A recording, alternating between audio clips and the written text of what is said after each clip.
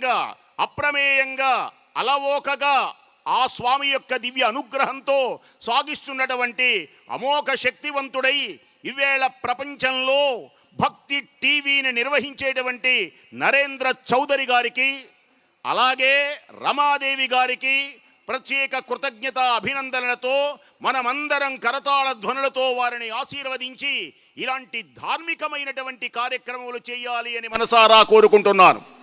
ఇక వేదిక మీద ఉన్నటువంటి స్వామి ఎవరు అంటే ఆంజనేయ స్వామి. ఆంజనేయ స్వామి వారు ఎవరు అంటే ఆ అంటే ఆనందం, జా అంటే జయం, నే అంటే నేతృత్వం, యా అంటే యశస్సు గనక ఆ స్వామి వారికి ఆంజనేయుడు అనేటువంటి బిరుదు కలిగింది. ఆంజనేయ స్వామి వారు ఎంత గొప్పవాడు అంటే ఒక్క మాటలో చెబుతున్నాను వినండి. లోకాలన్నిటినీ గడగడలాడించిన వాడు రావణాసురుడు. అతల వితల సుతల రసాతల తలాతల మహాతల భూతాది చతుర్దశ భువనైక నాథాధినాథులకు అధినాథుడైనటువంటి రావణుని పేరు చెబితే సూర్యుడికి భయం, యముడికి భయం. సూర్యుడు తగుసరి ఎండ కాస్తాడు, వరుణుడు అడలి సమవృష్టిని కురిపిస్తాడు, ఋతువులు నిత్య వసంతములీనుతాయి. అంతటి పరాక్రమవంతుడు, అందరినీ ఏడిపించాడు రావణాసురుడు.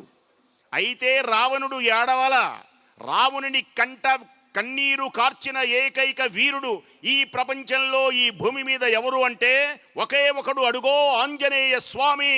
అడుగడుగో మహానుభావుడు, శౌర్యవంతుడు, భాగ్యవంతుడు, కార్యశూరుడు, అతి బలవంతుడు, ధృతి బలవంతుడు, మహావీరుడు. హే ధీర హనుమాన్, హే వీర హనుమాన్, హే సత్య శుచిమాన్, హే నిత్య రుచిమాన్, నీవు తప్ప రామకార్యమును సాధింపగలిగినటువంటి వాడు ఎవ్వడూ లేడని జాంబవంతుని యొక్క దివ్యమైనటువంటి ప్రేరేపణ చేత అభంగతరంగ భూయిష్టమైన మహాసముద్రమును గడగడ దాటించినటువంటి మహానుభావుడు ఆయన. తేజోమయమైనటువంటి శక్తిమంతుడు ఆంజనేయ స్వామి. ఇంకొక విశేషం చెబుతాను. ఆంజనేయ స్వామి వారి దెబ్బకి రావణుడు గడగడ గడగడ వణిగాడు యుద్ధకాండలో.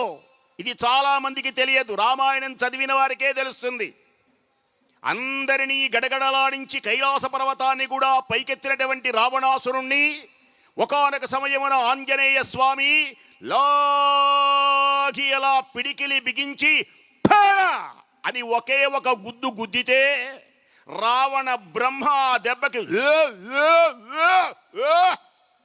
నవరంధ్రములలో ఒక్కసారి రక్తం కారి